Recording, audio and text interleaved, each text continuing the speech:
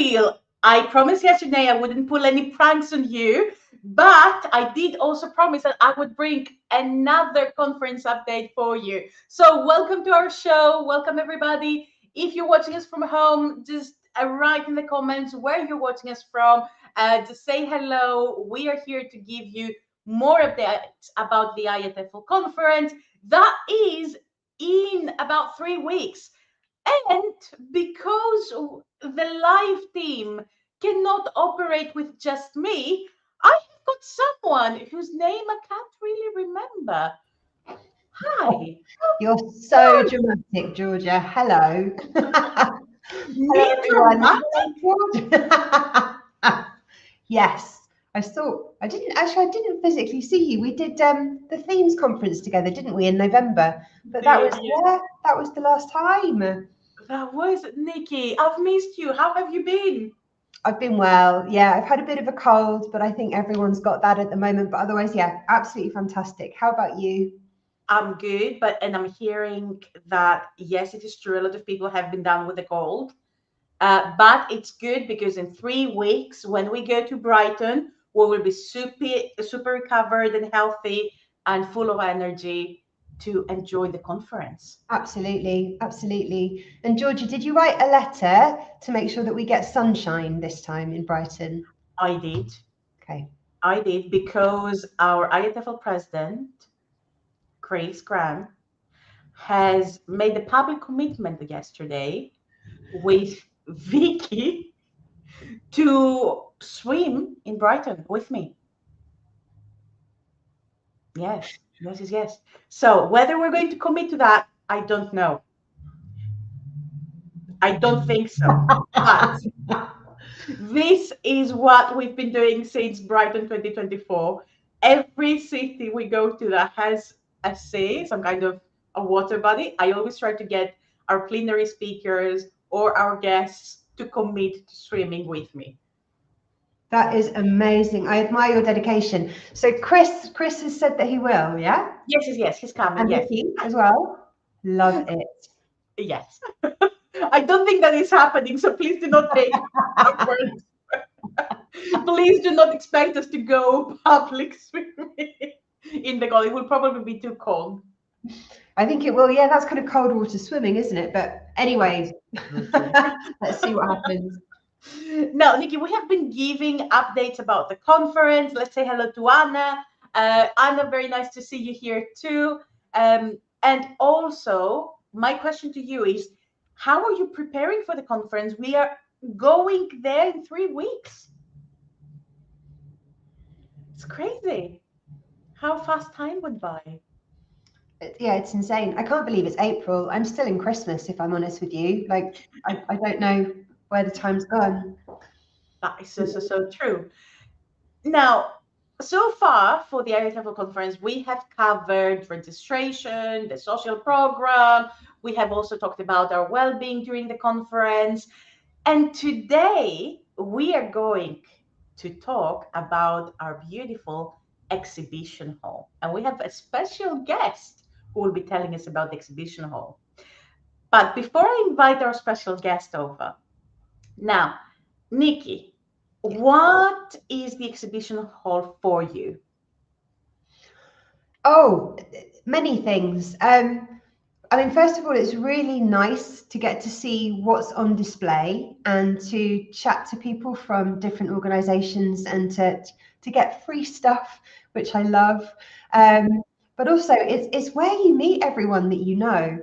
Everyone at some point will pass through the exhibition centre, and it's so nice just to be able to stop and have a quick chat and then go and grab a coffee and then continue browsing. I absolutely love it. That makes the conference for me. How about you? Do you like it?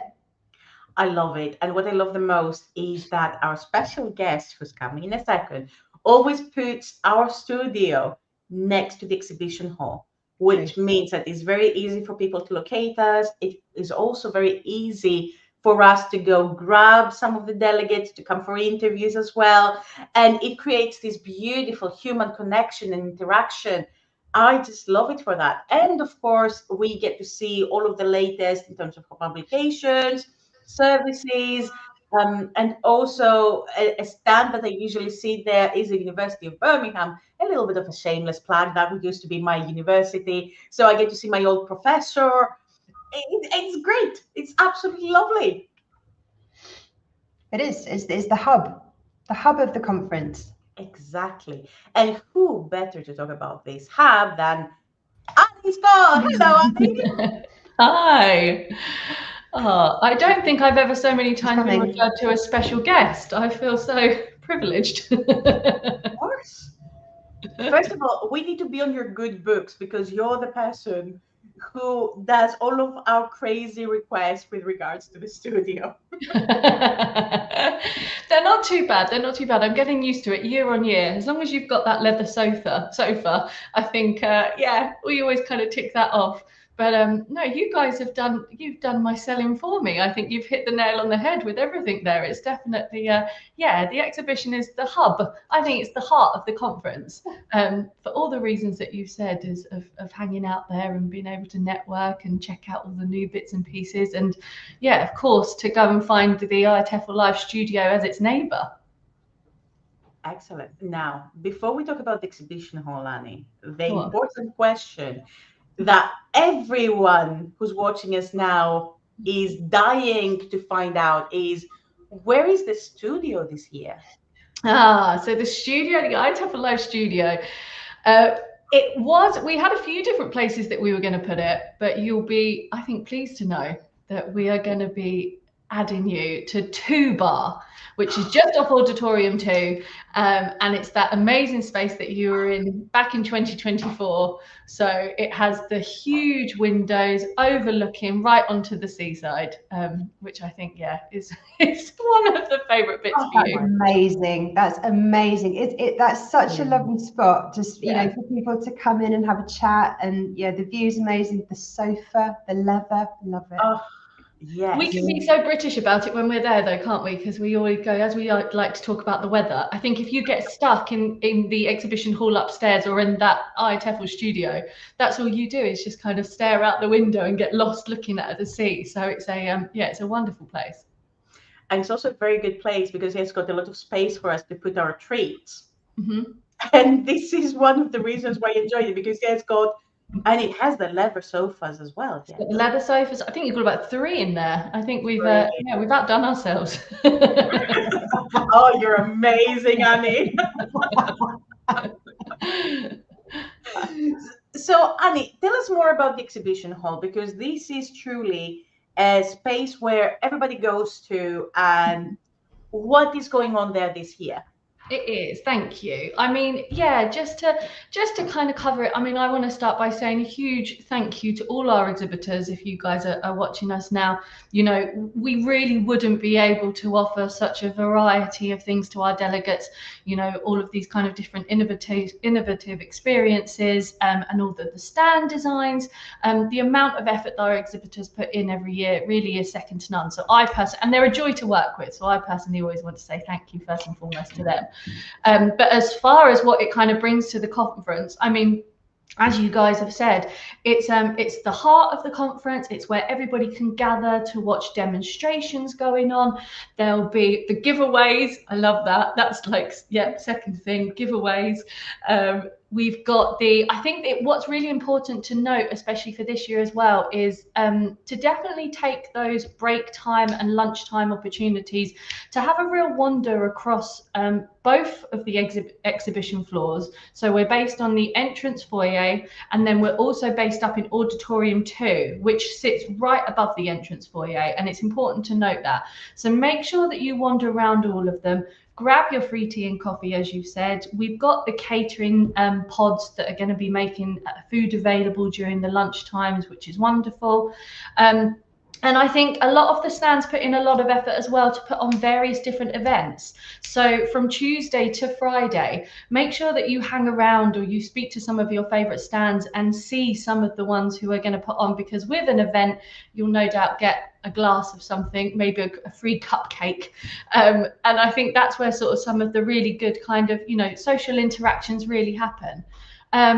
I mean, on top of that, with the exhibition, it would be silly for me not to mention the pop-up presentation stage, which is located just outside the exhibition, again in the kind of upstairs landing. It's a big space, it's not just a tiny landing, but it's between the exhibition hall and auditorium 1. And that's a real opportunity for you to see something outside of the academic sessions that that we've got going along across the week. It's a commercial stage, so that will be where you see some really exciting demonstrations. People want to be shown. We've got a lot of new edtech companies joining us this year, a variety of new startup companies. We've got career development going on, so you can get involved and be taught, lots of courses that you need to know about, or training days.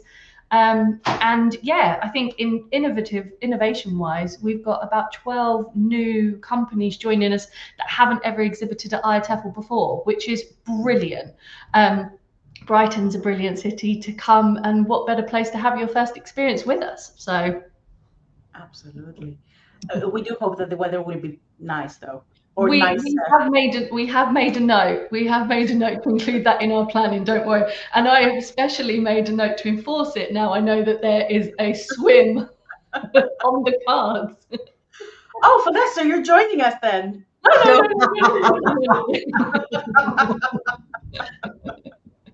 Oh, brilliant.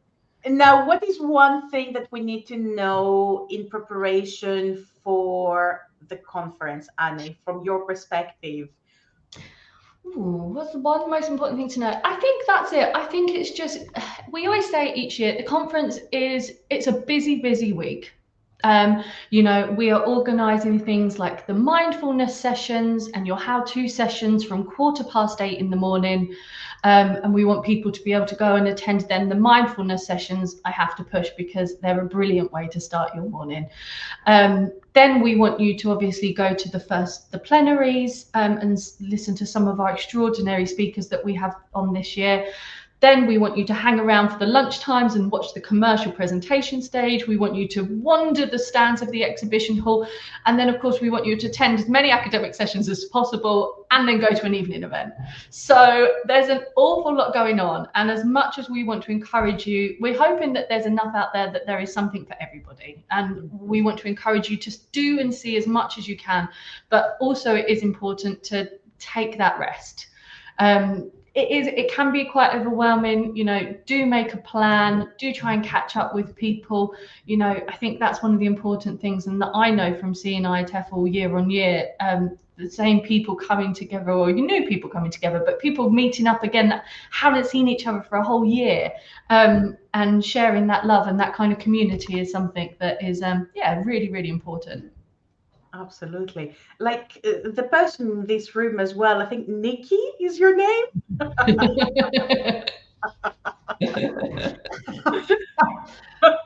Yes, brilliant. Yeah. Now, Annie, I have got one more question, if you can answer. Because you are working so hard behind the scenes to get the conference ready.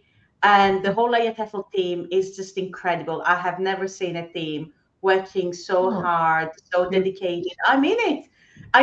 And you're always there for us, even during the conference when everyone is so busy. You're always there to answer questions, etc. Good. Now, my question to you is, what is one secret you can tell us from the behind the scenes? Oh, that's a tricky one. What am I allowed to tell you? I think going back to some of the exhibitors that I know, especially on that first floor, over the Wednesday or Thursday, off the top of my head, go along on the lunch breaks and then the lunchtime and the afternoon breaks. There are some mini events being held. I think also one of our biggest publishers who's going to be coming, they have something quite exciting happening on the Wednesday, which you don't want to miss. It's really good fun. It's going to be only set up just for the one day. So Wednesdays, definitely, if there is a day that you have to give to exhibition, Wednesdays and Thursdays, I think, make sure that you pop by then because there's some cool things going on. And that is all I'm saying. Excellent. Let me write this down. So Wednesday and Thursday. Auditorium 2, upstairs. Auditorium Nairobi Square. I put it on the calendar. Oh, brilliant. Annie, thank you so much for joining us. Thank you for having me. It's been wonderful to hear about the exhibition hall, and it's so lovely to hear that you will be streaming with me, Chris, and Sean and Nikki at the conference. So thank you so much. What? How did I get dragged into this, Georgia? Annie, we it's not fair. I'm going to be staying behind the scenes, I think, for the majority of the conference. You have to find me. Brilliant. Annie, we will see you in person in Brighton. Mhm. Excellent. And we're just looking forward to catching up there. Absolutely, very much so. Thank you so much, guys.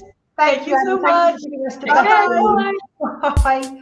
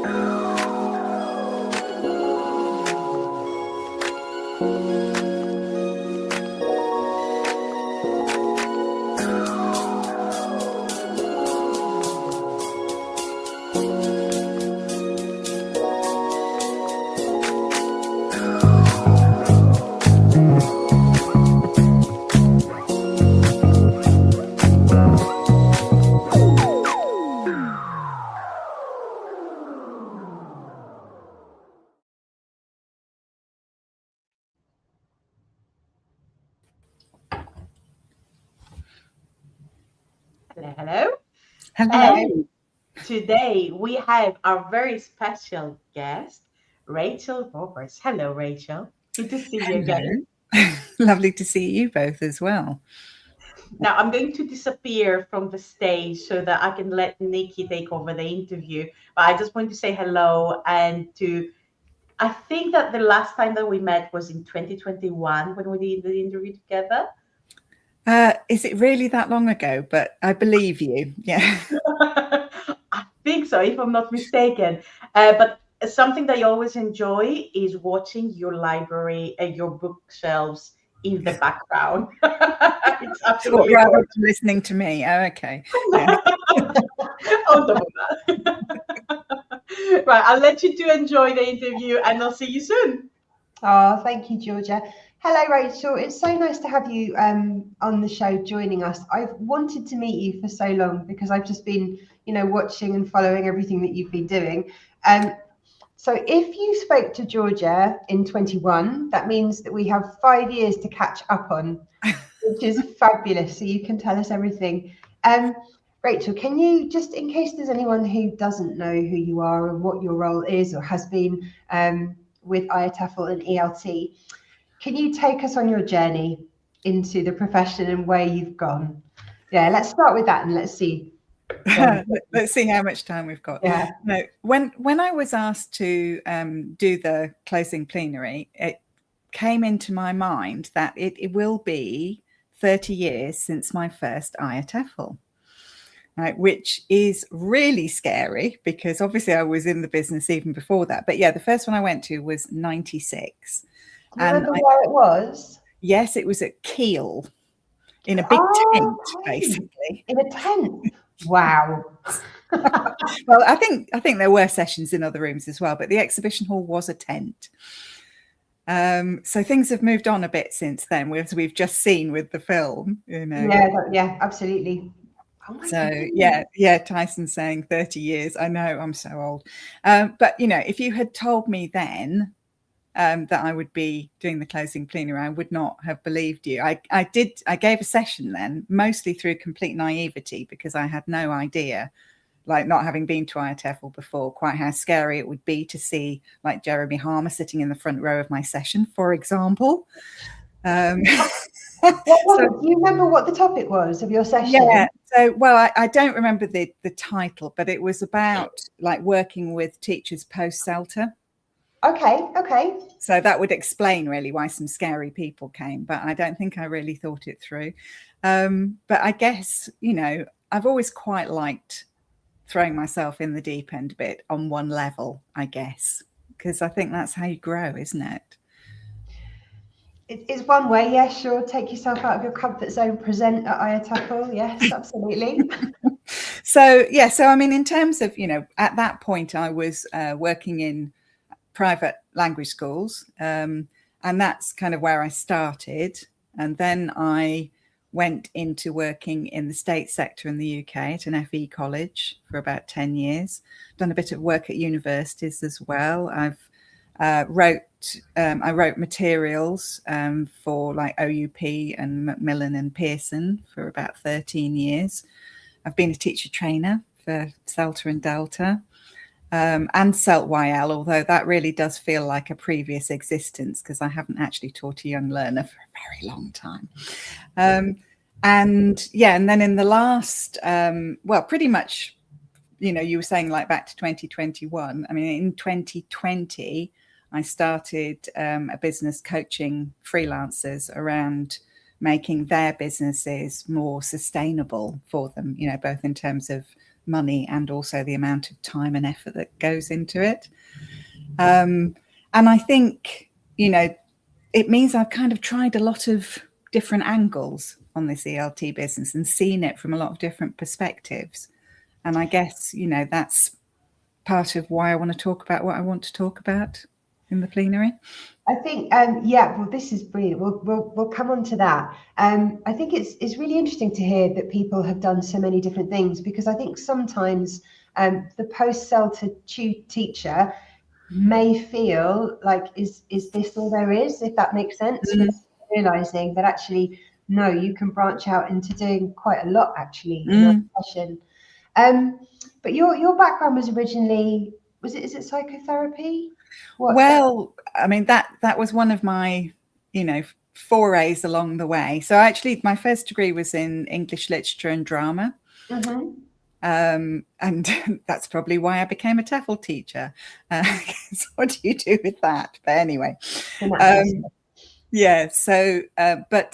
I did do a 3-year counselling and psychotherapy training about 20 years ago. And I kind of got into that, well, a couple of reasons. One was because I was working as a teacher trainer, and I really think people often underestimate like the, you know, how difficult it is working with people who are doing something like the CELTA. It's so stressful. And, you know, you're dealing with people who in a very heightened state of emotion. So I felt like I needed a bit more support with that, I think. But also, like early in my career, I had to take time out twice because of burnout.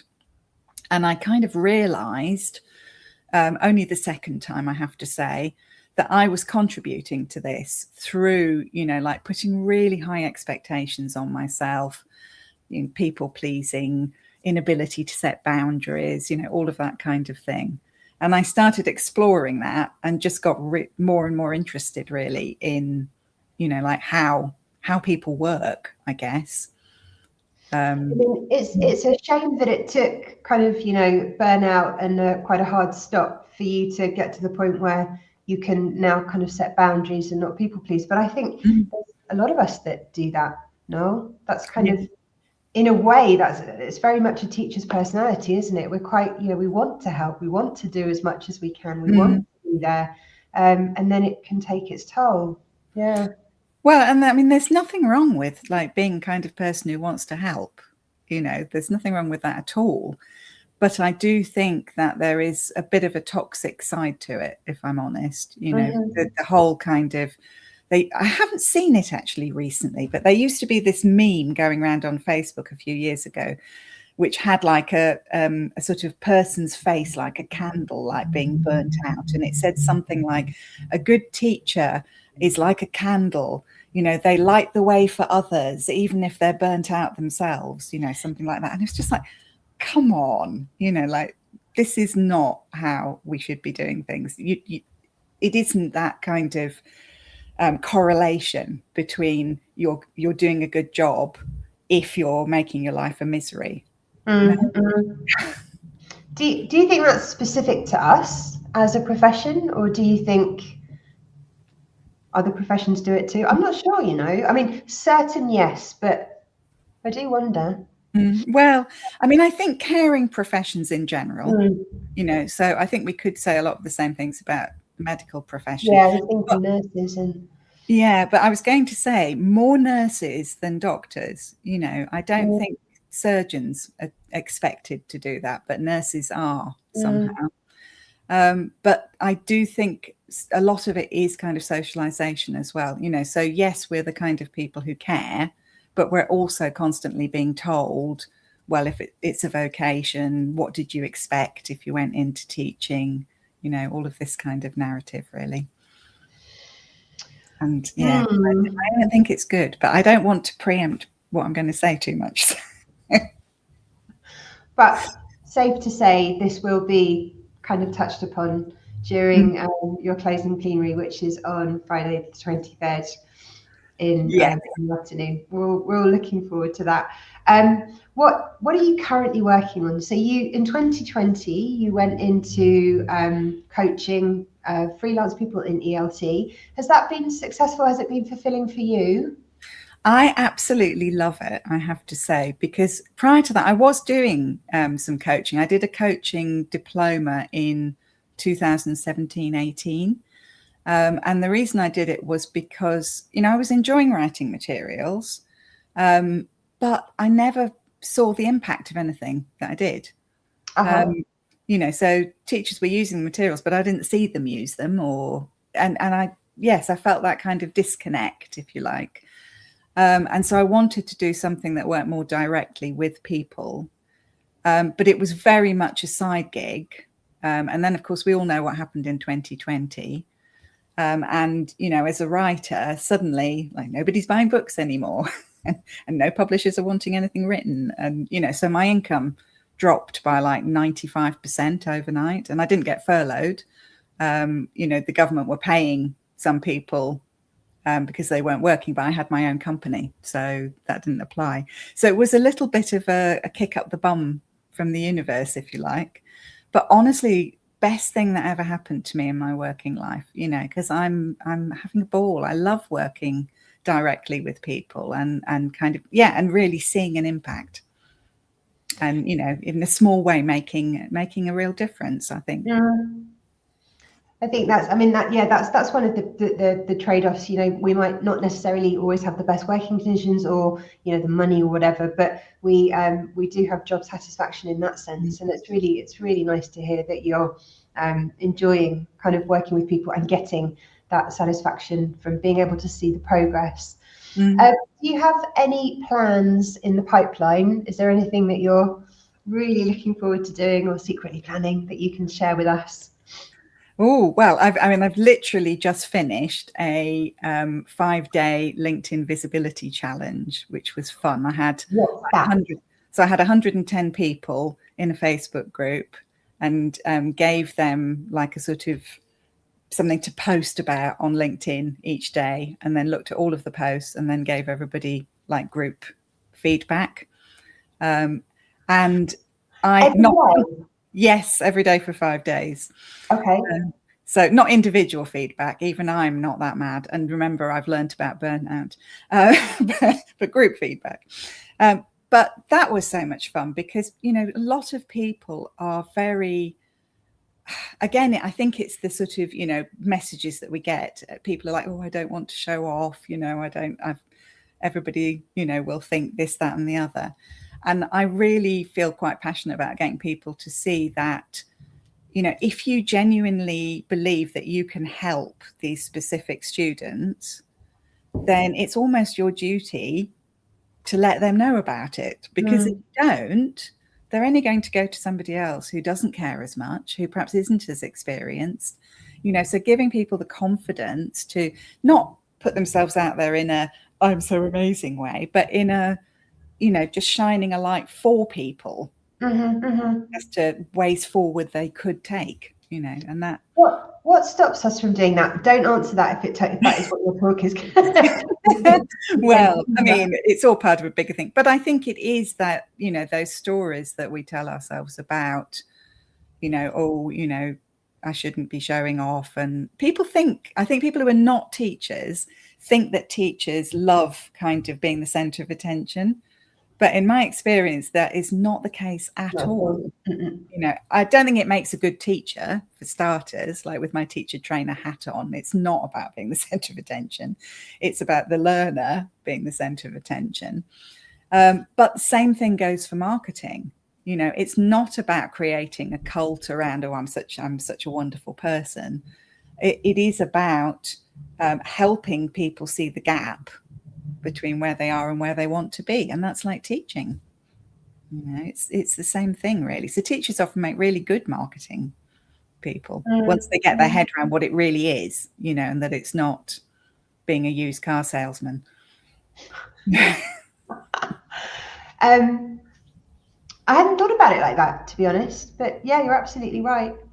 But it is interesting that we are kind of, and I didn't know whether it was society or whether it's the characteristics that a lot of us have that make us more modest, or however anyone wants to phrase it. But yeah, you're right. There is definitely a lot to be said about, saying I have this skill and I'm not showing off, but I can help you. Well, and we do it in the classroom. I mean, we don't go into a classroom and go, oh, well, I'm not really the right person to tell you about the present perfect. Could you imagine? There are lots of other people who are much better explaining the present perfect than I am. It's true. Yeah, that's really true. So on one hand, absolutely, when we know that's the job, we do it. But when we don't, we're all coy and shy. And yeah. Oh my goodness. Okay. I can't wait for your talk. This is all. It's super interesting, and I think it's super relevant to everybody. Basically, our value and how we perceive ourselves and how we're perceived and what we do about it and who's accountable. Yeah. Well, because we have so much value in this profession. There are, so many really talented, super good professionals. Yeah. 100%. We're very lucky to be working with the people that we work with, is what I think. I totally agree. Out there. And is there anything about Brighton that you're super looking forward to? Well, I was listening when you were talking earlier. I'm just really hoping that the weather's going to be nice, because it does make such a difference, doesn't it? I really like Brighton. I love wandering around the lanes, which is sort of like all these little independent shops and stalls and things. So I'm definitely going to be doing that. I think, food as well, actually. I think Brighton's brilliant for lots of interesting, different independent restaurants. So I will be attempting to fit some of those in too. But I think mostly, the thing I look forward to probably the most is like catching up with lots of people. And yeah, that's what I'm looking forward to the most. Absolutely. And also we have to be careful about seagulls. And I'm not joking. I was in Brighton last year and I bought a sandwich, and before I knew it, I opened the sandwich and a seagull swooped. What's the past tense? Swooped down. I think, yeah. And took the sandwich. I couldn't believe it. No, they're vicious. No, well, that happened to my daughter actually in Exeter last year. Took the sandwich out of her hand. English seagulls? They are so cheeky. They're bold, aren't they? Yeah, it's because they're native speakers. They think they're better than everybody else. So. They don't have the problems. No imposter syndrome there. Yeah, exactly. Oh, I don't know, but they aren't. Seriously, actually, you do want to be careful because they can be quite vicious. Yeah, they're really bold. Oh, Rachel, it's been lovely talking to you. I really hope that I wrote into you at the conference and can carry on the Yeah, no, I'm conversation. sure we will. Yeah. And I'm really looking forward to your session. Thank you so much You for too. taking the time to talk to us this afternoon. Thank you. No, thank you.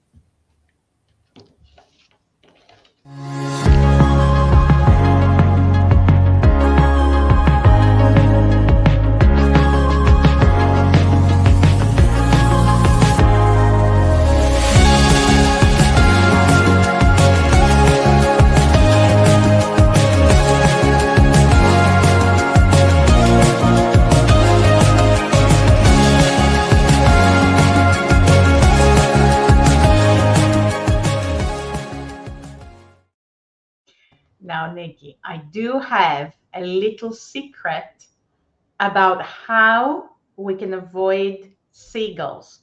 Oh, do you? Okay, Yes. no, tell me, because I was quite scared last time. They're big. Apparently, they are scared of googly eyes. Googly eyes. Yes. Okay. Yes. So if, for example, you put, I think that was a video that I saw on the BBC account on TikTok, if I'm not mistaken. Did you And there see was it this morning, Georgia, on April the 1st? no. Do you think that might be it? But it was so funny because they were experimenting. They were putting googly eyes on, one of those white packages that have chips inside. Hang on, one what? Package with chips inside? Yeah, the classic packages that have got chips. Yes, inside, yeah. So they would put googly eyes on those packages, and the seagulls wouldn't go anywhere near. There you go. That's the solution.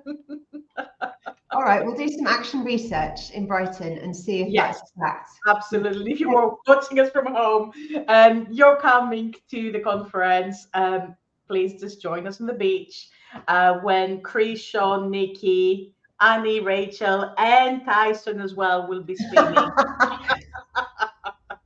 and avoiding seagulls.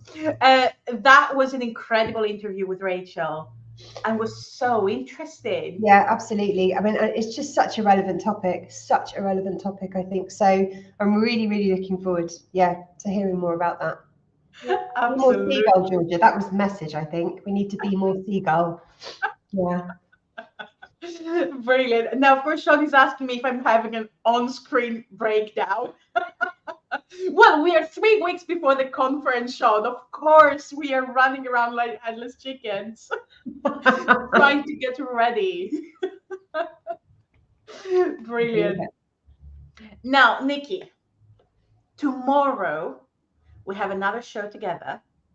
We have got some special guests as well.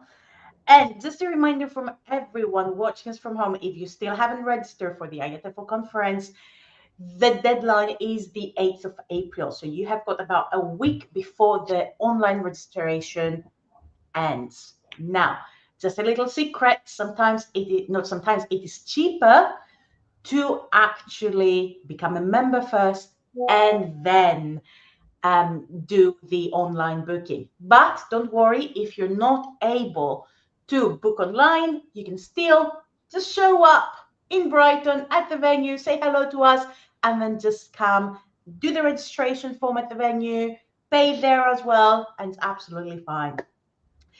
Nikki. Yes. I'll see you tomorrow. Yes. With What time, Georgia? What time tomorrow? Now, tomorrow we are meeting at 3 p.m. an hour later.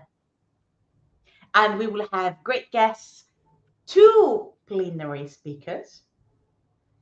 But I'm not going to spoil tomorrow's shows. And also, someone from the trustees is joining us as well. So yes, wow, you don't want to miss it. It will be amazing. So thank you very much for joining us, everybody. We will see you tomorrow, and just stay tuned. Watch this space. Follow us, of course, on Facebook, YouTube, and LinkedIn, where you can find information about the next shows. And then we will see you tomorrow. Bye, everybody. Bye, everyone.